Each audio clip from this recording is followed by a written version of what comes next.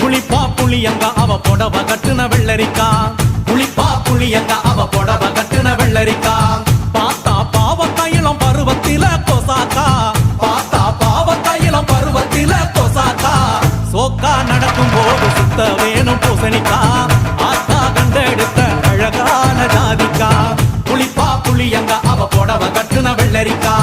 புளிப்பா புளியங்க அவ புடவ